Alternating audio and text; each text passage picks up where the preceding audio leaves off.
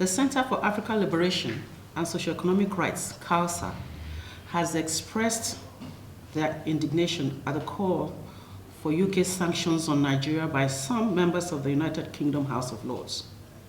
For we know that to be feared is to fear, because no one has been able to strike terror into others and at the same time enjoy peace of mind.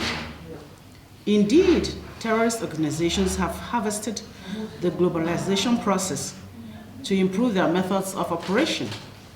They often refrain from using factory-made explosives, for example, and use materials that can be easily obtained from local sources, such as ammonium nitrate.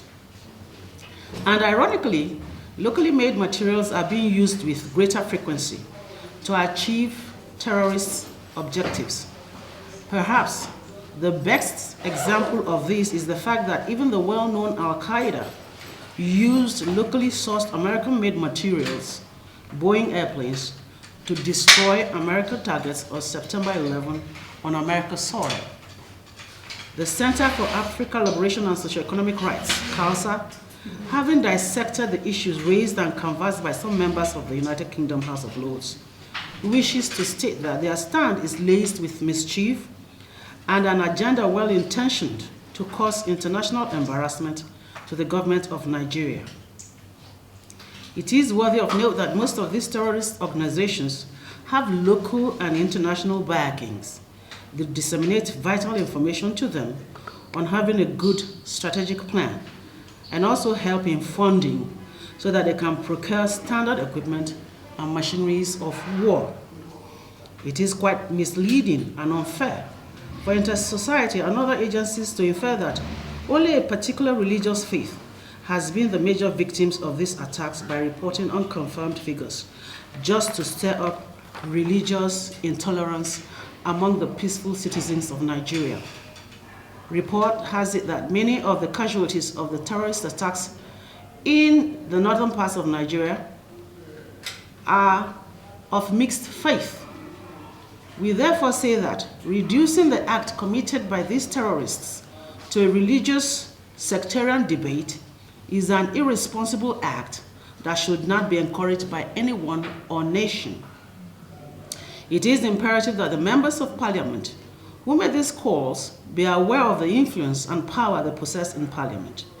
They should therefore exercise this power towards promoting peace in Nigeria, rather than create discord and hostility.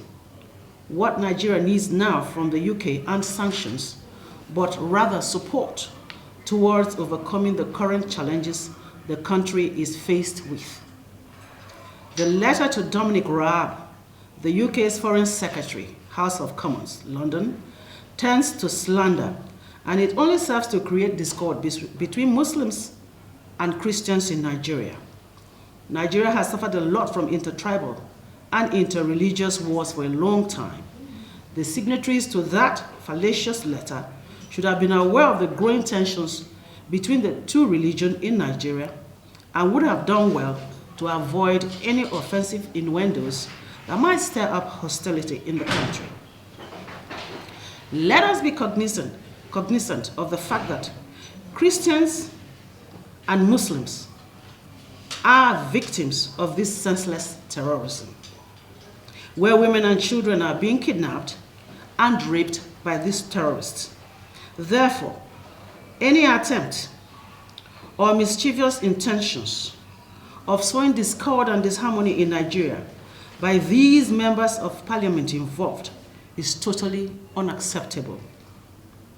It was also stated that the Nigerian Armed Forces conscripted children under the age of 15 years into the armed forces. This is quite laughable. As every good citizen of Nigeria is aware of the fact that the minimum age for enlisting into any division of the Nigerian Armed Forces is 18 years.